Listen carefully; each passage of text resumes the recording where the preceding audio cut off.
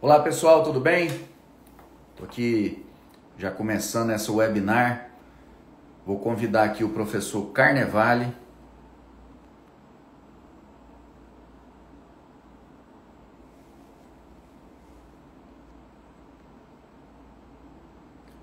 Agradecer as pessoas que já começaram a entrar.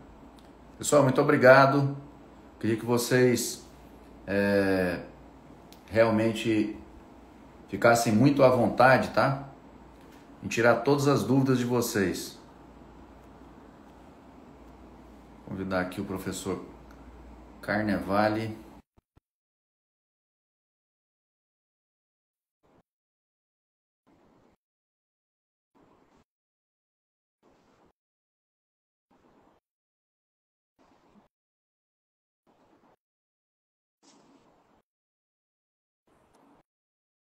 Pessoal, o tema de hoje é hiperplasia prostática benigna.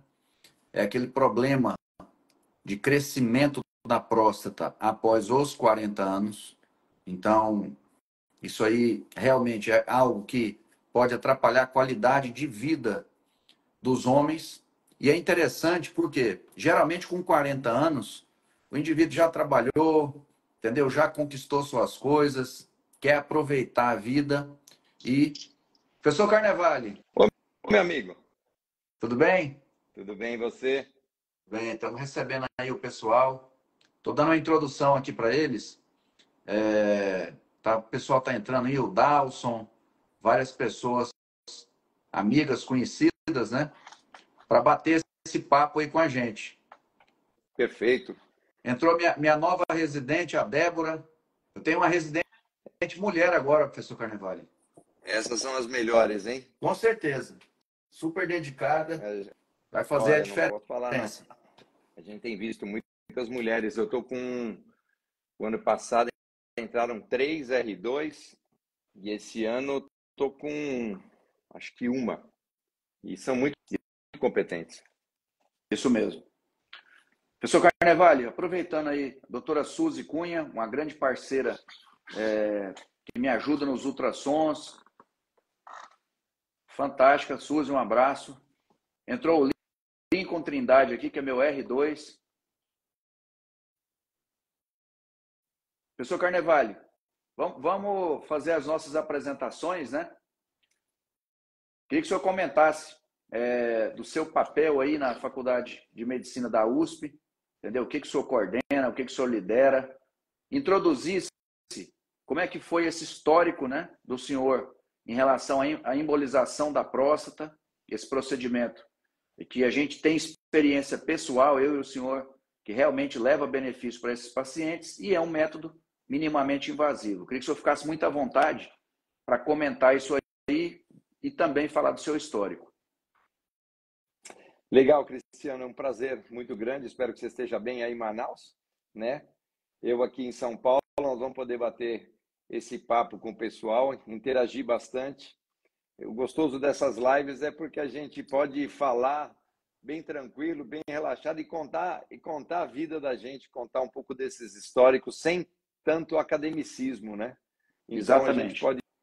a gente pode contar um pouco como é que as coisas aconteceram. Bom, eu sou professor aqui dentro da Universidade de São Paulo, da Faculdade de Medicina, onde eu coordeno o serviço de radiologia vascular intervencionista aqui dentro do HC, do Instituto de Radiologia, onde nós temos os nossos equipamentos, e também do Hospital Sírio-Libanês aqui em São Paulo. Então, eu já estou trabalhando aí há mais de 2 décadas que eu estou coordenando essa área e tenho uma honra muito grande da gente trabalhar com alunos, com residentes. A gente tem 10 residentes que rodam com a gente. 5 residentes de primeiro ano e 5 residentes de segundo ano, né? Então, é uma atividade muito grande, com 10 assistentes dedicados na área de radiologia intervencionista, né? Para quem não sabe o que é radiologia intervencionista, a gente pode até falar, o que é esse nome esquisito, né? Explica aí, professor Carnevale. Só para quebrar o clima, se você tem uma ideia, até meu professor de boxe, o KB, acabou de entrar aqui, já dando os parabéns para a gente. KB, um abraço, viu? Meu professor de boxe, quando eu estou muito irritado o dia a dia, muito cansativo, eu Quando você faço pega um aquelas box melhor. próstatas, quando você pega aquelas próstatas difíceis, aqueles casos complicados, você vai botar a tua energia lá, né? Lá, Olha, eu tenho um exatamente. Mas bom fala aí. cachorro grande dentro de casa que eu chuto. Ai, ai. Bom, o que é radiologia intervencionista? Infelizmente, minha mãe e meu pai, eles faleceram sem saber o que eu fazia. E eu operei os dois por radiologia intervencionista. Olha aí. Botei um filtro de veia cava na minha mãe por uma embolia pulmonar, que a gente sabe. E o meu pai, eu embolizei a próstata dele, né? E ele faleceu super bem. Ele tinha uma próstata de 100 gramas, faleceu com 10 anos depois com 57 gramas. O que é radiologia intervencionista? É uma nova especialidade médica. Como o próprio nome diz, radiologia, eu utilizo de radiologia de imagens. Então, eu utilizo de diferentes equipamentos radiológicos para fazer uma intervenção. Intervenção é uma maneira menos agressiva para dizer que eu estou fazendo uma cirurgia. Quando você fala que alguém fez uma cirurgia, as pessoas normalmente se preocupam. Mas você fala, fez uma intervenção, é algo que é mais palatável, Mais brando, bem mais né, tranquilo, bem mais brando. Então, eu faço uma intervenção, que é uma cirurgia minimamente invasiva, através de métodos radiológicos. Então, nada mais é do que um cirurgião que opera por imagens. E hoje em dia, a radiologia intervencionista ela atua em todas as partes do corpo. A gente utiliza desses equipamentos de angiografia. Anjo são vasos, artérias e veias, né? A gente faz a fotografia dessas artérias e veias, a gente usa um tomógrafo, usa um ultrassom para fazer essas cirurgias. Então, eu sou um cirurgião, eu fiz cirurgia na minha formação, que opero por imagens, né? Então, assim, é uma nova especialidade médica que vem crescendo brutalmente no mundo e aqui no Brasil também nos últimos anos, né? Então, a gente vê várias outras especialidades médicas que têm uma interface grande, porque a gente pode fazer cirurgias minimamente invasivas em todas as partes do corpo. Exatamente. Agora, eu queria que o senhor comentasse, professor Carnevale, porque a gente pensa que não, mas nós temos 1 hora aqui para bater um papo e o tempo passa rápido. Como é que surgiu a ideia da embolização prostática? Eu sei que o senhor foi para fora, ficou em Boston, na Harvard, e fez um trabalho fantástico lá e trouxe para o Brasil. Conta para a gente como é que foi isso aí. Isso foi muito legal. Foi no ano de 2006, eu li um artigo de um relato de caso, um caso só, que ele era tão especial que ele foi aceito como publicação na revista da Sociedade Americana de Radiologia Intervencionista. O que era esse caso? Esse caso era o seguinte, era um paciente que tinha HPB, tá? Hiperplasia prostática benigna, que você vai explicar depois para mim um pouquinho da doença. Esse paciente tinha HPB e essa HPB, a próstata cresceu bastante e complicou através de sangramento. Não somente os sintomas de dificuldade para urinar, que você vai falar muito bem, em decorrência do crescimento benigno na próstata, esse paciente começou a sangrar, porque a próstata, quando cresce, para crescer, ela precisa de artérias e veias. Tudo no organismo, para crescer, precisa de artérias e veias, né? O sangue, porque as artérias e veias vão levar e trazer o sangue naquela determinada estrutura. Então, a próstata, para crescer, e ela cresce na hiperplasia benigna, ela cresce e aumenta a quantidade de artérias que ela tem lá dentro e veias. E aí, neste caso, que foi publicado na revista da Sociedade Americana, essas artérias e veias começaram a se romper e esse paciente começou a sangrar, sangramento na urina, que chama-se hematúria. Isso mesmo. E aí, esse paciente, ele tinha esse sangramento e os urologistas tentaram lá nos Estados Unidos diversas técnicas com laser, cauterização, diversas técnicas urológicas, eles tentaram cauterizar e estancar esse sangramento. Não conseguiram, e aí a alternativa foi, vamos fazer uma embolização. A embolização nada mais é do que uma técnica cirúrgica Embolização é o ato de entupir, bloquear a passagem de sangue numa determinada estrutura do corpo humano. Então a gente sabe, poxa, teve embolia pulmonar, estava andando de avião, aquelas coisas que a gente sabe. Isso. O que é a embolia pulmonar? Quando vai entupir a circulação do pulmão. E aí o que foi feito nesse paciente dos Estados Unidos que estava sangrando? Estava com hematúria, sangramento na urina, por causa do rompimento das artérias e veias dentro da próstata. Foi feita a embolização, foi feito o entupimento, o bloqueio da passagem de sangue dentro da próstata. E aí controlou aquele sangramento que estava levando esse paciente à morte por causa da hemorragia. E aí tratou, foi um sucesso, todo mundo ficou feliz. E durante o acompanhamento daquele paciente, foi observado acidentalmente, porque todos os pacientes tratados, eles são acompanhados. Foi observado por ultrassom e por exames de imagem que a próstata diminuiu em torno de 50%, o PSA do paciente, que era de 40, diminuiu para 4, e os sintomas de dificuldade para urinar que ele tinha melhoraram significativamente. E aí esses colegas publicaram um artigo deste paciente dizendo assim, olha, esse paciente que tinha hiperplasia prostática benigna, uma próstata muito grande, que complicou através de sangramentos, além dos sintomas de dificuldade para urinar, ele foi tratado com embolização e aconteceu isso. Ah, legal. A gente leu esse artigo e aí nós tivemos a ideia, puxa, será que a gente pode indicar a embolização, que já é feita para outros órgãos, para miomas, para varicocele, para tumores de fígado, utilizado em outros territórios? Será que a gente pode utilizar como uma alternativa de tratamento a mais para os pacientes que têm dificuldades para urinar por causa da HPB, da hiperplasia prostática benigna? Falei, poxa, acho que pode ser uma boa ideia. Aí, conversando com um amigo meu, a ideia, sempre quando ela surge, e quando a gente precisa começar um trabalho científico, o ideal é fazê-lo de forma experimental. Exatamente. E aí, o melhor modelo para se fazer a embolização da próstata, sabe qual que é? O cachorro.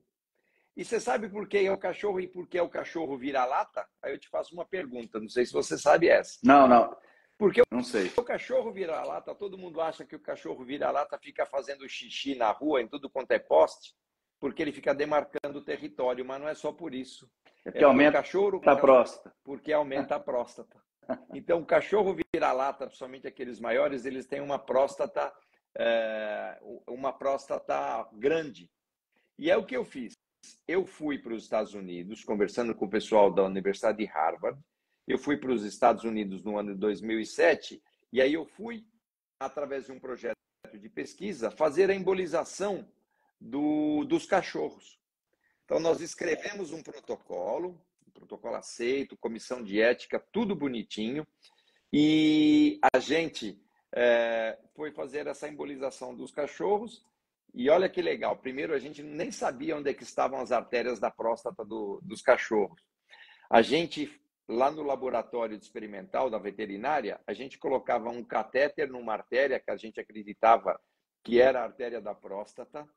A gente injetava um óleo chamado lipiodol, né? Que é um óleo derivado da papoula, que é uma planta, e esse óleo ficava retido dentro da próstata. O que a gente fazia? A gente esperava os pacientes que estavam usando a tomografia saírem da tomografia, a gente entrava correndo com o cachorrinho, fazia uma tomografia para ver se o lipiodol, se esse óleo estava dentro da próstata, e aí depois a gente confirmava através da tomografia que ele estava na próstata, saía com o cachorro e aí eles entravam com o próximo paciente. Isso na Universidade de Harvard, para você ver. Então, essa foi a experiência inicial. A gente tratou 6 cachorros e a gente viu que a embolização, depois a gente operou a próstata desses cachorros, a gente viu que a próstata diminuiu de tamanho, a gente tirou a próstata dos animais, a gente viu que a gente não entupiu nenhum lugar diferente, não embolizou nenhum lugar errado, que as partículas que a gente injetou, elas estavam dentro da próstata. A gente fez análise por tomografia da próstata do cachorro, por análise de histopatologia das células da próstata do cachorro, e a gente confirmou que o procedimento era factível e ele era seguro. E poderia ser eficaz porque reduziu o tamanho da próstata também com a embolização. Isso foi no ano de 2007. Aí no ano de 2008, eu voltei para o Brasil no ano de 2008, conversando com o nosso querido professor Miguel Cirurgi, urologista, que foi seu professor e meu professor. Ou melhor, né? O grande professor Miguel Cirurgi, com o professor Giovanni Cerri, também meu professor de radiologia. Nós conversamos e criamos um grupo coordenado pelo professor Alberto Faria, o Alberto Antunes, né? Alberto Azubel Antunes, que é nosso amigo também, colega Com urologista. certeza. E nós criamos esse grupo dentro do Hospital das Clínicas e tratamos os 2 primeiros pacientes no mundo em junho de 2008. Nós tratamos os 2 primeiros pacientes através de embolização.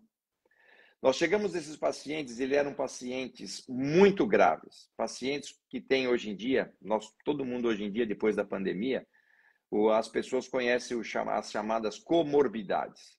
Então, pressão alta, diabetes, colesterol, enfisema pulmonar por causa do cigarro, sedentarismo, obesidade. Então, o que acontece?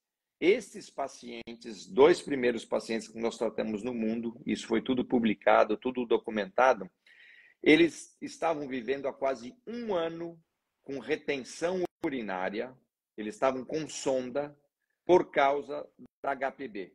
A próstata cresceu de tal forma, eles tinham sintomas muito graves e que acabaram evoluindo para uma retenção urinária. Eles não conseguiam urinar espontaneamente, tiveram que passar uma sonda. E esses pacientes estavam esperando para serem operados na lista de espera para fazer a RTU, que é a raspagem da próstata, que você vai poder falar depois rapidamente. Só que esses pacientes não eram operados porque eles tinham muitas comorbidades e o risco operatório desses pacientes era muito alto. Então, nós conversamos com eles, um protocolo de pesquisa, comitê de ética, tudo direitinho, termo de consentimento, livre esclarecido, e falamos, olha, nós temos uma técnica nova, que ela já é utilizada em outros órgãos, como em miomas, tratamos cachorros nos Estados Unidos, não teve problema nenhum. Como a cirurgia de vocês, se a cirurgia tradicional vai demorar, realizada, né? Vai demorar e vocês podem ter riscos. Vocês aceitam fazer a embolização? Eles falaram, aceitamos, né? E aí nós operamos esses 2 pacientes e 10 dias depois deles operados pela embolização, a gente conseguiu tirar a sonda. E esses pacientes faleceram anos depois por outras causas, né? E urinando normalmente em decorrência da embolização. Então, uma história Carnevale, bem gostosa. Muito bonito. E outra coisa, eu queria registrar aqui, nosso amigo Juliano Aita acabou de entrar aqui, mandar um abração para ele. Grande Juliano. Parceiro, né? Parceiraço. Também é uma pessoa que gosta da embolização, oferece, né, para os pacientes no dia a dia. O Walter, que foi meu ex-residente, também entrou agora. Walter, um abraço, está fazendo um excelente trabalho. Mas, professor Carnevale, a gente que lida com esses pacientes diretamente, né? E eu recebo isso aí tanto na clínica privada quanto no ambulatório do sistema público, né? Onde a gente também ajuda as pessoas. A gente pensa que não, mas uma sonda para esse paciente altera demais a qualidade de vida. É só a gente lembrar que, além do incômodo da utilização da sonda, que deixa esse paciente realmente à margem da sociedade, porque ele começa a nem sair mais incomodado, porque todo mundo vai perguntar o que está acontecendo, etc. Então, é aquele paciente que já fica estigmatizado, né? Eu acho que é importante você falar quais são os sintomas que esses pacientes têm, né? Por causa da HPB. Da HPB. E outra coisa também é a parte sexual, né? Que como é que o indivíduo vai fazer toda a sua parte sexual tanto de sonda, né? Isso aí, professor Carnevale, a gente recebe lá no ambulatório e no consultório também, e é algo que fere muito, realmente, não só a integridade desse homem, né? Como também a autoestima. E isso aí é muito muito valoroso quando a gente consegue ajudar, seja pela embolização, seja por outro método cirúrgico, devolver a qualidade de vida para esse paciente. Mas lembrando, aí vai o gancho, né, que a gente vai fazer agora, que o sintoma ele não começa com a retenção urinária. Perfeito. Na verdade, a próstata, depois dos 40 anos, ela começa a crescer, na grande maioria das vezes, felizmente, de forma benigna, que é a hiperplasia prostática benigna. Vários fatores estão associados, fatores de crescimento, testosterona, fatores individuais, obesidade. Moral da história, alimentação, vários fatores, eles fazem com que realmente, em alguns indivíduos, essa próstata ela cresça, ela vai esmagar o canal urinário que sai da bexiga e esse indivíduo vai começar a ter sintomas. E quais são esses sintomas? Diminuição do jato, ele tem aquela dificuldade para começar a urinar, acorda várias vezes à noite, isso atrapalha o sono. Então isso é muito ruim e a gente discute isso aí muito, eu e o senhor. Por quê? Não só é incômodo acordar várias vezes, principalmente naquele senhor que tem um risco até de uma queda no banheiro, e a gente tem que lembrar disso aí, como também é aquele paciente que muitas vezes vai fazer isso aí 5, 6, 7 vezes. Professor Carnevale, tiveram pacientes meus que 12 vezes no banheiro, quer dizer, praticamente não dormia, né? Outra questão também, que é super interessante, é aquela incontinência, aquela urgência que gera uma incontinência. Aquele indivíduo está num evento social, ele tem vontade de ir no banheiro, não consegue se segurar e acaba perdendo urina de forma involuntária, o que é muito ruim. Então, é um cenário, né, de sintomas que esse paciente tem que realmente vai atrapalhando muito a qualidade de vida dele. Isso é muito grave, porque acho que os pacientes eles se preocupam mais com o câncer da próstata, né? Porque o nome câncer, e sabe que é um órgão da virilidade, com consequências, as cirurgias, tem, principalmente quando se fala em câncer, né? Tem incontinência urinária, parte sexual, mas a gente sabe que a grande maioria dos homens, ela vai ter problemas decorrentes da doença benigna, e não por causa do câncer, né?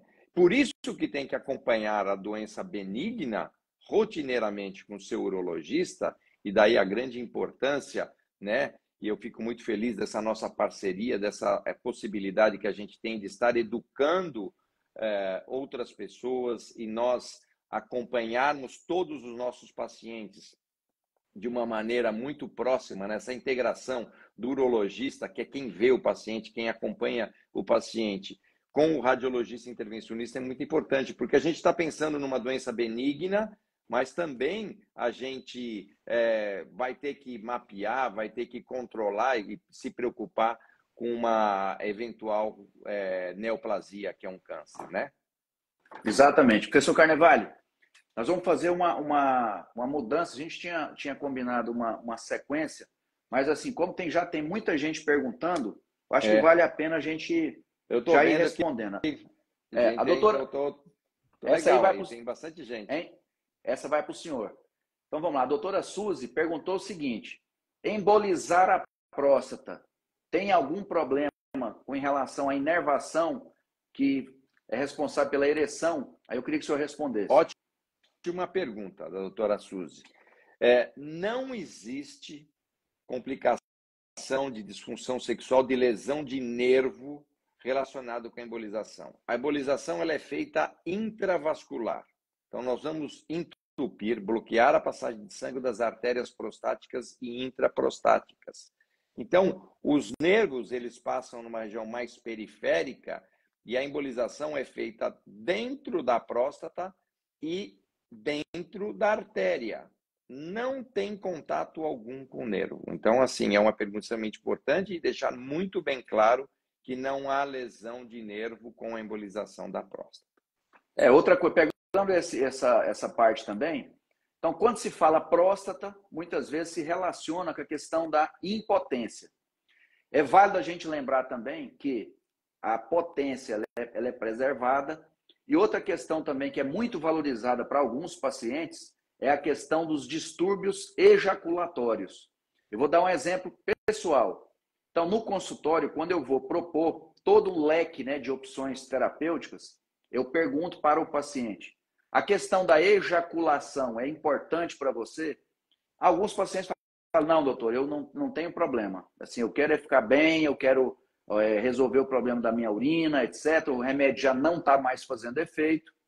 Mas tem pacientes que não só querem preservar a ejaculação por uma questão pessoal, que ele relaciona aquilo com o prazer, com a satisfação, como muitas vezes, isso é muito comum, o paciente já com 50, 60 anos, que quer engravidar a sua esposa, geralmente mais jovem. Então, tudo isso aí também a gente leva em consideração e é válido a gente também falar, né, professor Carnevale? Isso é extremamente importante falar, e quando a gente fala da embolização, né, da próstata especificamente, a gente preserva a ejaculação. Então, a gente sabe que não tem esse risco, mas a gente sabe também que, principalmente, os pacientes que têm uma próstata em torno de 60, 70 gramas ou 50 gramas, quando a gente faz a embolização e a gente reduz, o objetivo da embolização, né? Lembra que eu falei, embolização é o ato de entupir, bloquear a passagem de sangue. O que vai acontecer com isso na próstata? Ela vai diminuir de tamanho e vai ficar mais macia. Ela fica molinha e diminui de tamanho.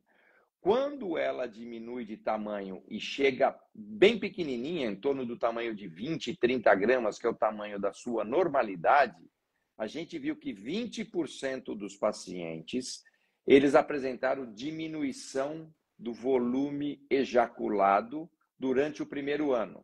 Então, é importante, quando a gente vai conversar com o paciente, falar: olha, você quer a ejaculação, vai manter a sua ejaculação.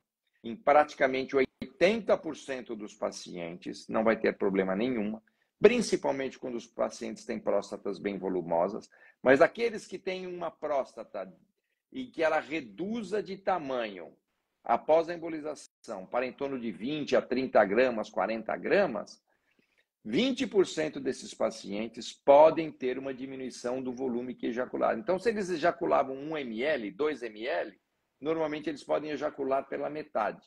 E a gente viu que todos os pacientes que apresentaram isso durante um ano, então todos desse subgrupo de 20%, após um ano, eles voltaram a ejacular na mesma quantidade. E é importante também a gente falar que tem muitos pacientes que eles já têm um volume ejaculado bem reduzido, né, Cristiano? Com certeza. Professor Carnevale, uma outra pergunta, depois eu vou responder sobre medicações, mas há alguma contraindicação para a realização da embolização prostática? Ótima pergunta de novo.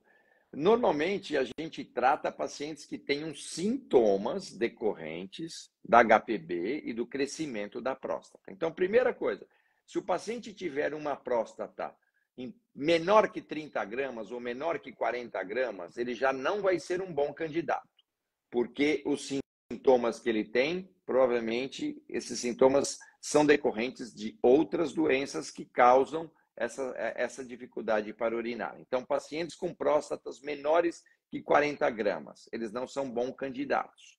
Pacientes que têm problema de insuficiência renal, né? Isso. E eles não podem receber contraste, porque a embolização ela é igual uma tomografia, eu tenho que injetar contraste para identificar os vasos, as artérias e as veias.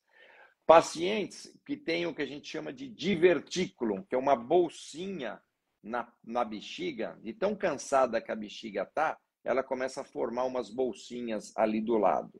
Então, esses pacientes também não são bons candidatos. Pacientes que demoraram muito para procurar o urologista, e aí quando eles procuram, de tanto tempo que eles já têm esses sintomas, a bexiga dele ficou extremamente cansada. Ela se contrai pouco, que chama-se bexiga hipocontrátil, é baixa contratilidade. Quem faz a urina sair, ou Cristiano, você sabe melhor do que eu, é a bexiga, não é a próstata. A bexiga se contrai, com uma força tal para fazer a eliminação da urina que está dentro dela. Então, o paciente que tem bexiga já muito cansada, hipocontrátil, né, não é um paciente, entendeu? E aí, esse paciente tem que ser tratado por outras técnicas. Perfeito. Não, é interessante a gente comentar isso aí, porque vai falar da questão das medicações.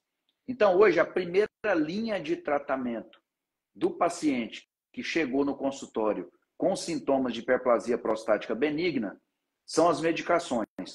Então, hoje a gente tem um arsenal de medicações usadas de forma isolada, combinadas. Moral da história. Então, a gente já tem realmente, hoje, um leque de opções bem significativo. Porém, o que está acontecendo, e isso aí é muito importante a gente falar, as pessoas estão vivendo mais. Então, só para você ter uma ideia, pacientes que eu acompanhei durante mais de 10 anos, depois que eu voltei do doutorado aqui em Manaus, para Manaus, eles começaram com a medicação, evoluíram muito bem durante um tempo. Depois, essa bexiga começou a ficar cansada, é a chamada bexiga de esforço. Pronto, nessa hora, isso aí são dados que o exame de imagem dá, seja ultrassom, a ressonância, entendeu? Ou mesmo um estudo urodinâmico, que é um estudo hoje muito importante, né, professor Carnevale? Principalmente diante de uma suspeita de uma bexiga hipocontrátil. Então, é importante esse exame. Ele não é muito agradável para o paciente, né, que envolve passar sonda no canal da urina, etc. Mas para a gente que preza pela qualidade do tratamento, é muito importante. Por quê? Porque isso pode repercutir no resultado. Mas isso é importante. Só complementar, te cortando. Tem muitos pacientes que acabam nos procurando. Eu tenho próstata grande, quero fazer a embolização, mas eles demoraram muito para procurar o urologista. Não pode. E é isso que você falou. Aí eles vão ter uma bexiga fraquinha, e a embolização não vai funcionar, alguns outros tratamentos não vão funcionar, né? Então, eu ressalto aqui a importância dos pacientes anualmente procurarem o urologista, e alguns outros precisam procurar, você mesmo sabe, mais do que uma vez ao ano, né? Porque tem algumas outras doenças que a gente tem que ficar rastreando. Outra questão também importante, e eu recebo muito lá no consultório, é uma segunda opinião. Então, muitas vezes, esse paciente ele vai tomar as medicações, elas vão fazer um ótimo efeito durante um tempo, porém, elas vão evoluir, quer dizer, a próstata vai continuar crescendo, a bexiga vai ficando cansada, e é aquele paciente que já se torna um mau respondedor às medicações. E muitas vezes, o colega não indica um procedimento, seja embolização, seja uma ressecção, seja uma prostatectomia robótica, moral da história, um laser, ele não indica. E esse paciente muitas vezes chega no consultório. Então, quando ele chega no consultório, isso é muito importante, a gente sempre falar sobre isso, a gente sempre discute com ele não só as melhores opções para o caso, aí vai volume da próstata, a gente faz a ressonância para tentar realmente descartar a possibilidade de um câncer associado, etc. Mas uma vez definido o tratamento, esse paciente, nesse momento, ainda tem chance de ter uma boa resposta. Por quê? A bexiga ainda está saudável. Então, é uma questão que realmente eu sou muito preocupado, quer dizer, mais preocupado do que nunca, porque a gente sabe que com o envelhecimento, a tendência dessa bexiga realmente é entrar em falência e o indivíduo, professor Carnevale, isso é muito importante a gente falar, ele pode ficar dependente de um cateterismo vesical, o que também altera bastante a qualidade de vida desse paciente. Eu acho, os pacientes chegam e falam assim, mas por que a minha bexiga está cansada? Aí eu falo, quantos anos você tem? Ele fala, 60, 70. Então, imagina a sua bexiga, 60, 70 anos, indo ao banheiro 5 vezes ao dia, 10 vezes ao dia, né? E muitas vezes você faz força. Não, eu faço força. Acho que é importante a gente falar aqui. Tem paciente que aperta a bexiga, tem paciente que espreme o pênis, Tem paciente que vai na região do períneo, que é a região entre o pênis e o ânus, e fica cutucando ali para a urina sair, né? Então, esse fim de semana eu estava com o pai de um grande amigo meu, que a gente estava batendo papo, fomos no banheiro juntos, né? E eu estava de olho nele, porque eu falei, eu acho que ele não está urinando bem. Eu vi ele dando soquinho na barriga, dando Para ver soquinho se saía. para ver se saía e para estimular o paciente a urinar. Então, assim, isso já é uma bexiga que tem 60, 70 anos, urinando 5, 10 vezes por dia, né? Que seja 5 vezes ao dia. E a urina, quem faz sair é a bexiga. Então, o paciente tem que se preocupar, porque do mesmo jeito que o cabelo fica branco, ganha ruga, a bexiga fica velha, fica cansada. E os pacientes não entendem isso. Ah, mas a minha próstata não está tão grande. Não é isso. Outra questão também interessante que o pessoal sempre pergunta é qual que é o tempo de recuperação do paciente que faz a embolização. Ele faz o procedimento, por exemplo, ele vai ter que se deslocar geralmente do seu estado aí para São Paulo, como a gente faz dos pacientes aqui de Manaus. E como é que é essa logística? Essa logística, ela tem que ser sempre feita junto com o urologista, tá? O urologista é quem avalia o paciente previamente. Se houver a possibilidade dele acompanhar, como você, na grande maioria das vezes, acompanha os seus pacientes, isso é extremamente importante, pela confiança, pela discussão do quadro clínico, no intraoperatório, e o acompanhamento após a embolização. Tá? Então, essa relação, novamente, do urologista com o radiologista intervencionista é importante. Normalmente, os pacientes vêm para São Paulo, né? Eles podem chegar pela manhã e fazer o procedimento à tarde e ir embora à noite, né? Ou eles podem chegar na véspera, fazer o procedimento cedinho e ir embora logo no começo da tarde. Então, é um procedimento feito day hospital, ambulatorialmente. Esses pacientes não passam mais do que 8 horas dentro de um hospital.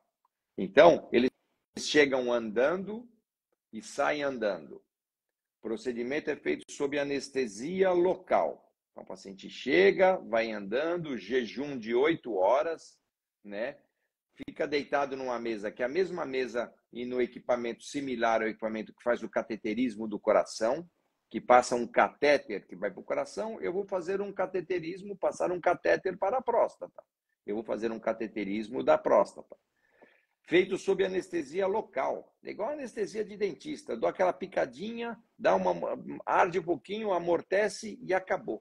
Aí, a partir dali, que isso é feito na virilha ou no braço, igual o cateterismo, eu passo esse catéter que vai até a próstata, eu vou navegando, olhando no equipamento de raio-x e eu posiciono esse catéter de 2 milímetros de diâmetro nas artérias da próstata. Há necessidade de se conhecer muito a anatomia das artérias, das veias, de todas as estruturas do corpo humano. Quando eu chego lá, hoje em dia, eu faço uma tomografia, eu injeto o contraste por aquele catéterzinho de 2 milímetros de diâmetro e eu faço uma tomografia. Isso dá uma segurança e uma melhor interpretação de todos os órgãos relacionados com a próstata. Isso. Bexiga, vesícula seminal, reto, pênis, todas aquelas estruturas que tem ali próximas à próstata, eu tenho uma visão anatômica muito delicada e muito profunda em termos de compreensão do que eu estou fazendo, né? Ela é extremamente segura. Eu faço uma tomografia dedicada daquela areazinha. Então, eu faço isso daí, aí eu injeto essas microesferas, que são microesferas, são partículas de resina acrílica, inofensivas para o organismo, não causam reação, não causam alergia, não causam nada. Depois que eu terminei de fazer a embolização, eu retiro o catéter, ou eu comprimo durante 10 minutinhos, ou eu dou um pontinho interno, e depois, no período de 2 ou até 6 horas, dependendo se eu dei esse pontinho interno ou não, o paciente se levanta e vai embora. Então, ele chega pela manhã e vai embora à tarde, ou entra no começo da tarde e vai embora à noite. Não há necessidade de dormir no hospital. Professor Carnevale, e aquele paciente, nós já tivemos esse paciente. Ele é um pouquinho mais ansioso, medroso.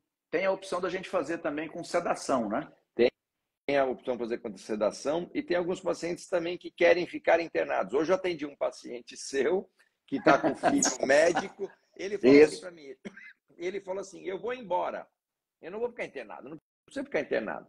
Aí o filho que é médico falou, pai, eu acho que é melhor você ficar internado, porque eu sei que você é meio estressadinho, pode dar um show, alguma coisa.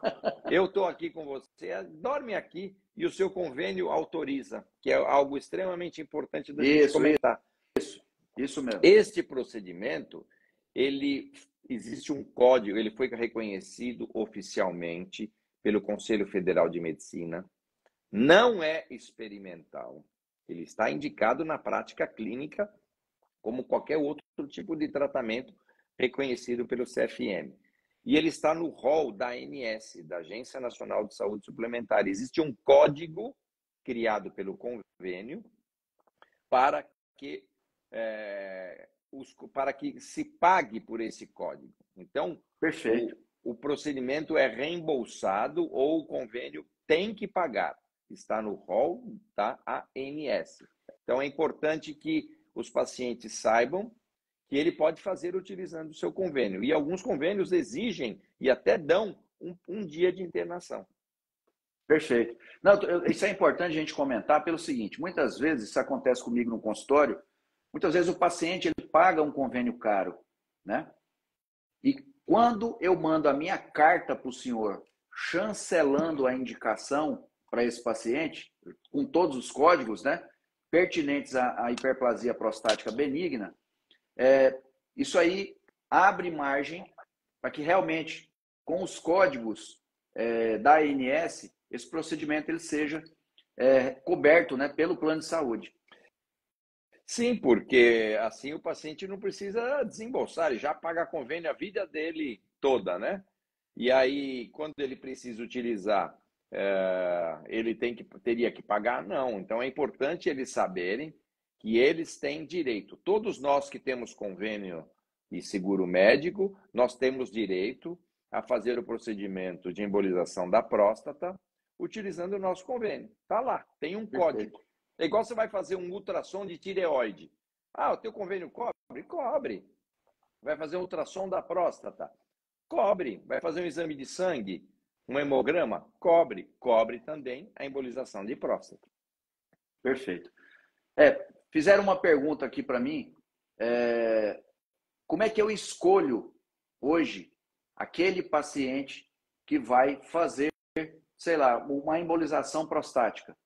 Então, assim, quando o paciente chega comigo, geralmente é aquele paciente que, mais uma vez, veio tomando medicações durante muito tempo, inicialmente uma forma isolada, depois ele combinou. Muitas vezes tem paciente que usa 3 medicações com o objetivo de realmente melhorar os sintomas, e aí ele chega comigo. Pronto. O que é muito interessante em relação aos pacientes atuais que eu atendo no consultório? No sistema público, não, porque muitas vezes eles não têm tanta opção. Ou ele vai fazer uma PTV, que é uma cirurgia aberta, ou ele vai fazer uma RTU, entendeu? Então, o SUS geralmente é definido desse jeito. Mas no consultório, principalmente para o paciente que preza por uma recuperação rápida, ele quer o mínimo possível de internação hospitalar, geralmente não quer utilizar a sonda. Isso é muito importante, né, professor Carnevale? A questão da sonda, isso também incomoda o paciente em alguns procedimentos. O indivíduo tem que usar essa sonda. Então, quando eu pego esse paciente, aí eu vou discutir as opções que eu tenho. E é muito interessante quando eu jogo, porque aí hoje eu tenho o resumo, que é importante a gente comentar, entendeu? Urolift. Então, eu vou colocando. E é impressionante como alguns pacientes se identificam com o método. Por exemplo, o paciente que eu encaminhei para o senhor foi exatamente assim. Ele chegou no consultório, discuti com ele vários procedimentos minimamente invasivos, e ele, quando viu a embolização, como é que ela é feita, qual é a logística, não tem impacto na questão ejaculatória, não precisa usar a sonda. Moral da história, ele chegou assim, é isso aqui que eu quero. Então é muito interessante para nós da urologia, né, termos no nosso portfólio esse procedimento. Por quê? Porque tem paciente que vai querer fazer. E é interessante, professor Carnevale, o que acontece algumas vezes também. Muitas vezes ele chega num consultório, comenta sobre a embolização, o colega não indica, não quer fazer, ele vai sair do consultório e geralmente ele vem comigo. Por quê? Porque a gente fala, a gente tem paciente, a gente discute os casos. Por exemplo, quantas vezes eu e o senhor, nas minhas idas para São Paulo, não só acompanhando esses pacientes, mas quantas vezes eu vou com o senhor aí no Sírio para a gente ver as melhores estratégias para cuidar do paciente, quais são realmente os casos, porque como o senhor acabou de falar, tem casos que não é um bom caso e a gente discute isso, entendeu? Quantas vezes eu lhe mando os exames dos pacientes, o senhor me fala, Cristiano, ó, esse caso aí não vai ser legal para embolização, eu sugiro que você discuta com ele ou um RTU, ou mesmo um laser, entendeu? E é essa transparência, viu, professor Carnevale, que eu acho super importante, a gente sempre está reforçando, né? Eu sempre falo que o tratamento do paciente tem que ser à la carte. A gente tem que identificar o paciente, ver o estilo de vida, ver o que ele deseja, ver as comorbidades, e aí tentar oferecer o que é o melhor para ele, né? Muitas vezes a embolização não vai ser o melhor, ou o laser não vai ser o melhor. A gente tem que identificar o que ele quer e oferecer. E isso eu acho que traz muita credibilidade, né? Não só credibilidade, como a gente consegue colocar a cabeça no travesseiro e dormir, né? Porque a medicina, eu acredito que ela tem que ser tratada dessa forma. Identificar o paciente, ver os sintomas e ver o que é o melhor para ele. Por exemplo, tem paciente que chega no consultório e fala assim, não quero nunca mais voltar no urologista, eu não quero nunca mais mexer na minha próstata, né? Eu falo assim, então arranca a sua próstata, retira a próstata, faz o laser, faz o Volep, que surgiu uma pergunta aí para a gente, né? Faça uma cirurgia que vai retirar a tua próstata e aí as chances de você voltar ao médico, elas são muito menores com esses métodos que retira o miolo ou que retira toda a sua próstata do que você fazer a embolização. Isso. Mas saiba que esses métodos, por serem mais agressivos, mais invasivos, utilizarem sonda, blá, blá, blá, que você pode falar, eles têm mais riscos. Isso. Pode sangrar, pode ter incontinência urinária, ter que usar fralda, mas pode ser que seja o melhor. Isso. Ou o paciente fala assim, não, eu quero ter um jato urinário de um touro, que eu quero urinar como eu urinava antigamente. Ele chega para mim, eu quero urinar quando eu tinha 20 anos, 30 anos de idade. A embolização, na grande maioria das vezes, não vai te dar aquele baita jato urinário. Nós fizemos um estudo aqui dentro do HC da USP, que a gente comparou o jato urinário de quem retira o miolo da próstata com a RTU, com a embolização, e mostrou que o jato urinário da RTU era mais forte do que o jato urinário de quem tinha sido submetido à embolização. Por quê? Isso. Porque a RTU ela faz um túnel, ela faz um canal no meio da próstata. A embolização não, ela diminui de tamanho e deixa aquele tecido mais molinho.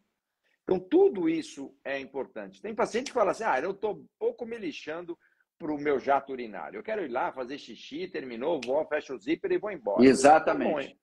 Esse é um ótimo candidato.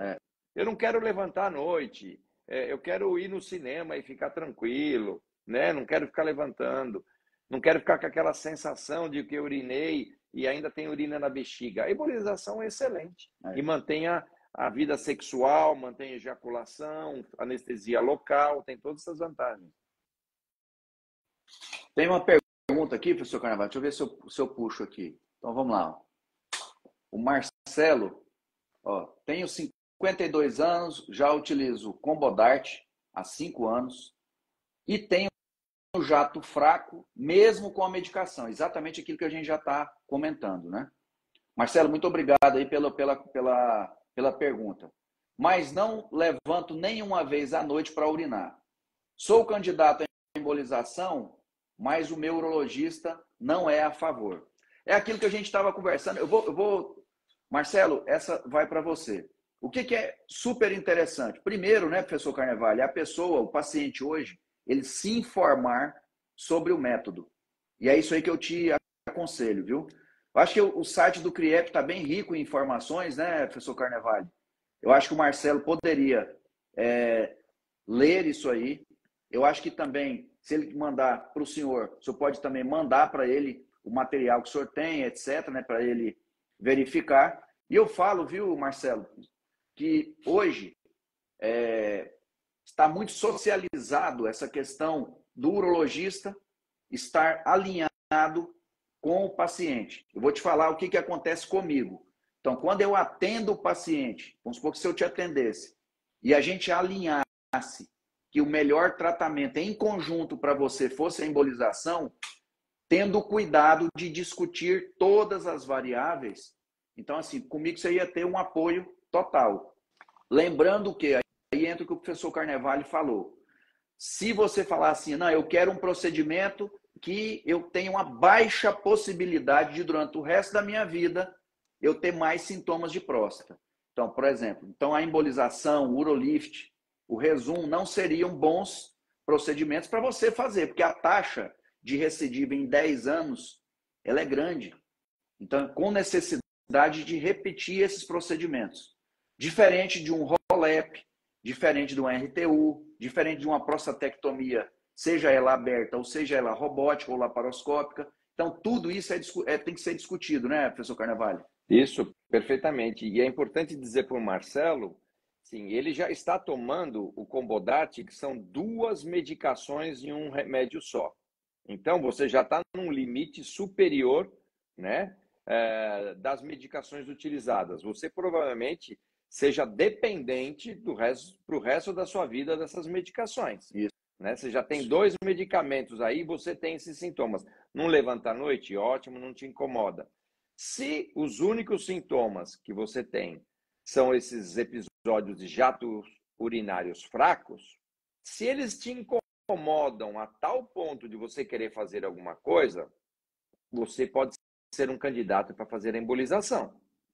Mas às vezes você está controlado com essas 2 medicações, você não se importa em continuar tomando para o resto da sua vida essas medicações, há necessidade de voltar com o urologista anualmente, às vezes ele vai trocar, diminuir a dose de uma, aumentar a dose da outra, troca um medicamento por outro, o doutor Cristiano Paiva está aí para te explicar, por isso que precisa acompanhar, mas você é dependente do medicamento. Você fala, não, é que eu também não esvazio direito, o jato é fraco e me incomoda, eu vou no banheiro, fico ali, demora um tempão para sair, aí você teria que passar para um próximo passo, que é um procedimento um pouco mais invasivo, que pode ser a embolização, pode ser o laser, o ROLEP, pode ser a RTU, qualquer outra coisa que o Cristiano já falou.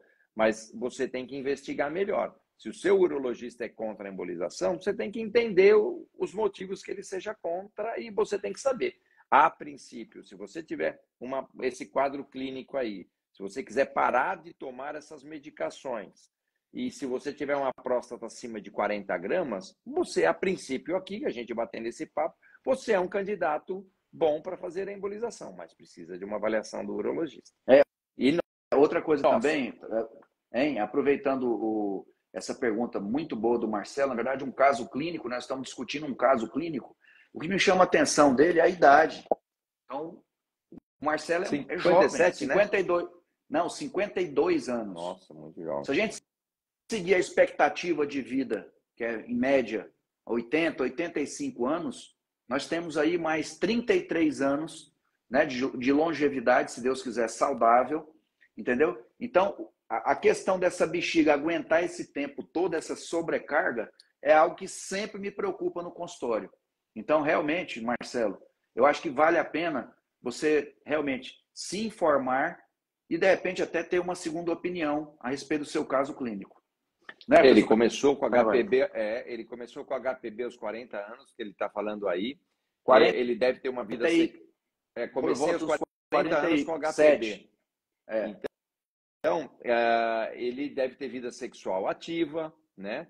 Então, ele é um paciente que tem que ser muito bem seguido pelo urologista e ele vai ganhar provavelmente algum tipo de tratamento mais invasivo em comparação com os medicamentos, né? E é importante falar que se você fizer uma embolização, Marcelo, ou qualquer outra pessoa que esteja aí, A embolização pode ser repetida. Se eu fizer a embolização hoje, você com 52 anos, se ela durar 5 anos, 7 anos, 10 anos, daqui esse período, 7 anos, se você tiver com sintomas de novo, a gente pode fazer uma nova embolização em você, tá? Então, é importante, ela pode ser repetida quantas vezes houver a necessidade, desde que as artérias e o seu organismo eles estejam lá alimentando a sua próstata de sangue. Lembrando que o tratamento é para bloquear a passagem de sangue.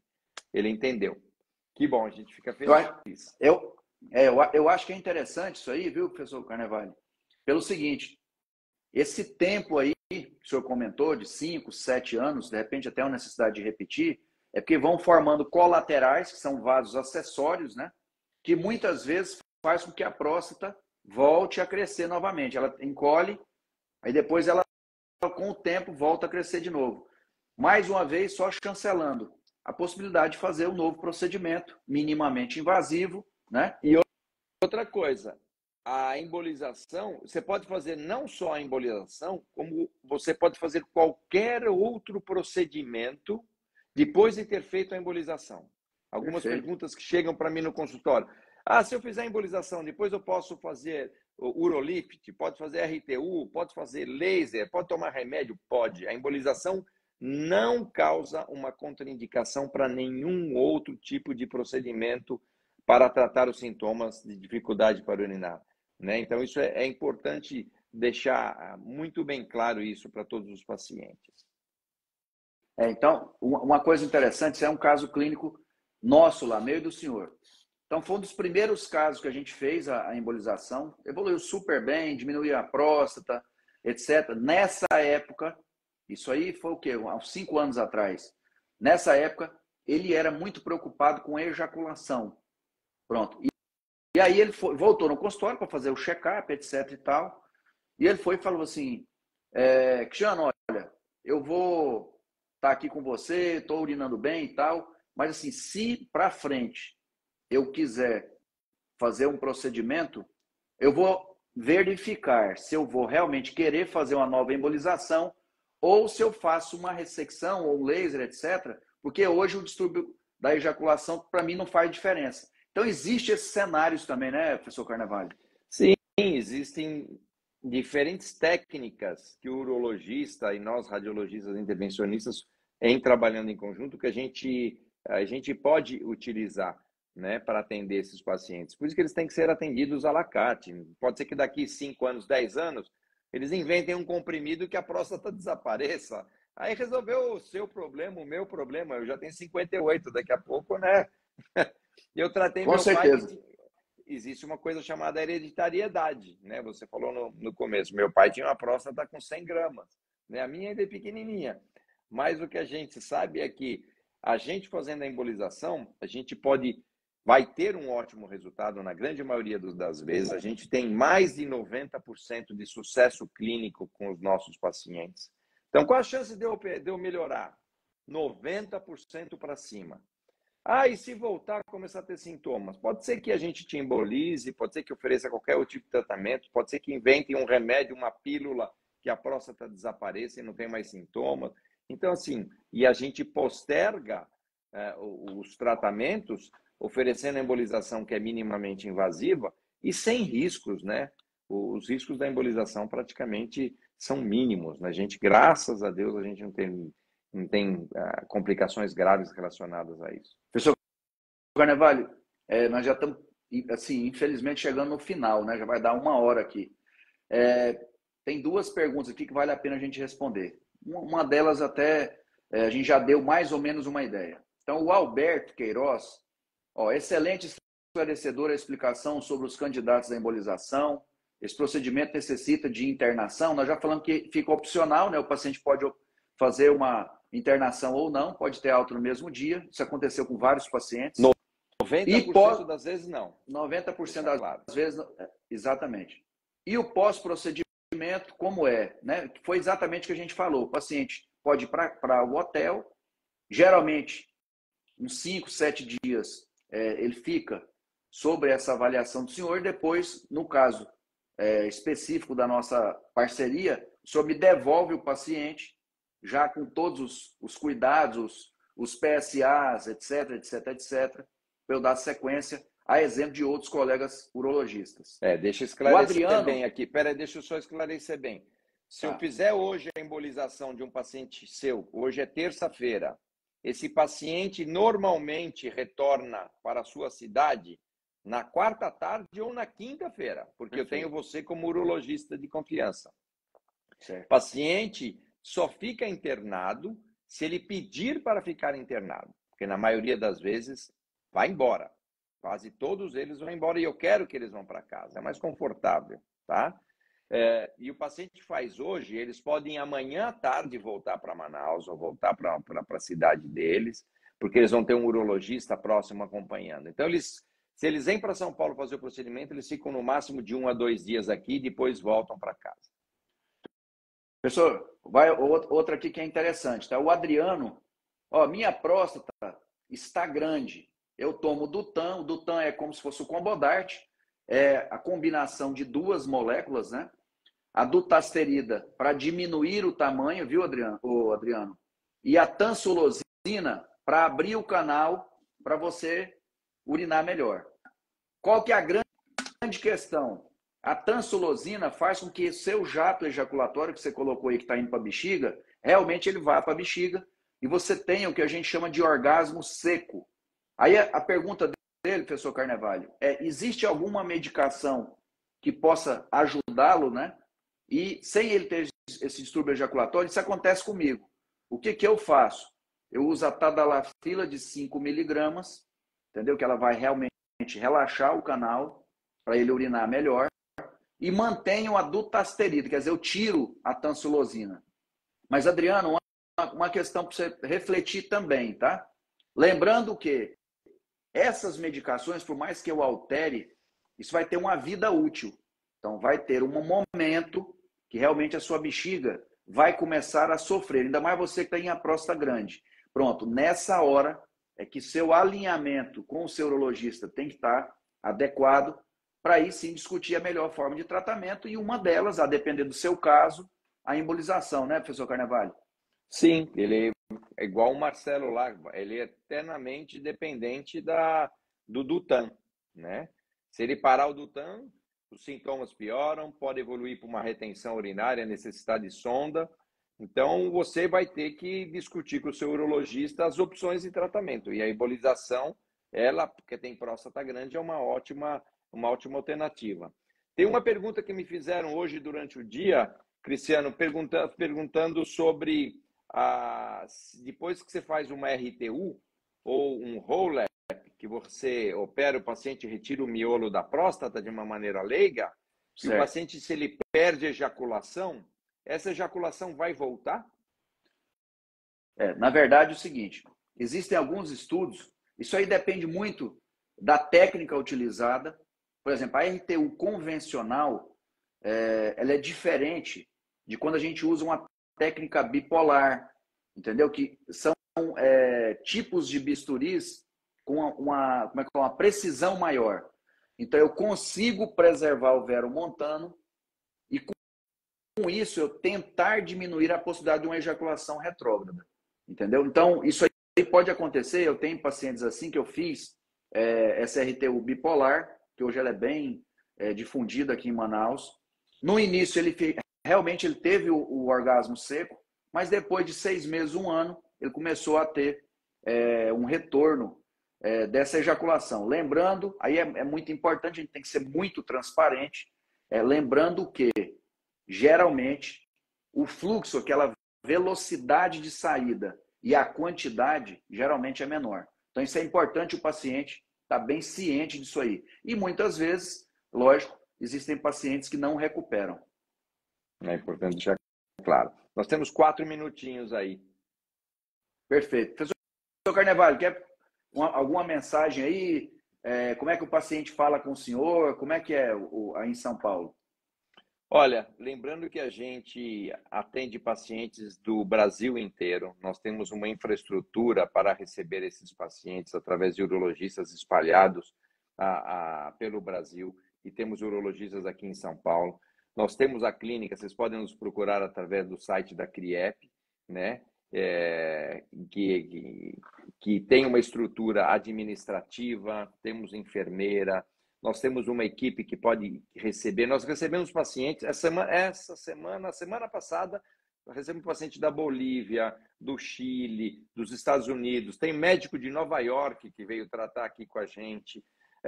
Nós já tratamos urologistas, já embolizamos a próstata de urologistas. Então, os pacientes, nós temos uma equipe administrativa para receber esse paciente, para transportar esse paciente se ele precisar. A gente coloca ele num transporte desde o aeroporto até o hotel, até o hospital, até a nossa clínica.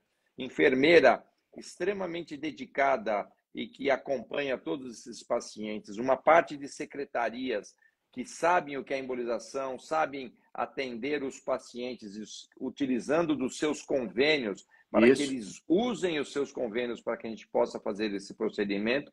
E uma equipe médica que atua aqui em São Paulo, em hospitais de alto nível, né? E que nós podemos atender esses pacientes de acordo com os convênios dele. Sempre sob uma supervisão do urologista, e o Cristiano Paiva é um dos grandes urologistas que já acompanha aí quase com a gente há quase 10 anos que a gente já trabalha juntos e os resultados, graças a Deus, eles são excelentes. É importante a gente falar essa questão dos hospitais, né? Porque, sei lá, tem pacientes e nós vivemos isso aí na prática. Por exemplo, teve um paciente meu que deu cobertura no 9 de julho, fizemos no 9 de julho. Teve paciente meu que deu cobertura no Sírio-Libanês, Sírio-Libanês. Teve paciente nosso também que tinha cobertura lá no HC Hospital das Clínicas, que vale a pena falar, por sinal, muito bem recebido lá, né, professor Carnevale? E fez o procedimento lá e está muito bem. Então é importante destacar que a equipe do senhor está preparada para não só receber esse paciente, como também direcioná-lo para o melhor acolhimento, o melhor hospital, né, professor Carnevale? De acordo com o convênio que ele tem, de acordo com o desejo. Então, assim, dentro do Hospital das Clínicas, que é um hospital público, mas que atende pacientes de convênio, né? Nós temos lá um local super refinado e que nós atendemos esses pacientes, que é uma internação para os pacientes de convênio. 20% dos pacientes, eles são dentro do Hospital das Clínicas, eles podem ser atendidos utilizando seus convênios. Então, nós temos uma infraestrutura administrativa, hospitalar, à disposição para atender todos os pacientes de acordo com o nível do convênio que ele tenha, né? Então, é uma honra para a gente poder estar aqui oferecendo a embolização da próstata como mais uma alternativa dentre todas as outras existentes, sempre discutindo com o urologista e escolher o que for melhor para aquele paciente. Professor Carnevale, eu queria encerrar essa live agradecendo mais uma vez pela nossa parceria. O senhor, além de ser um grande parceiro, é um grande amigo.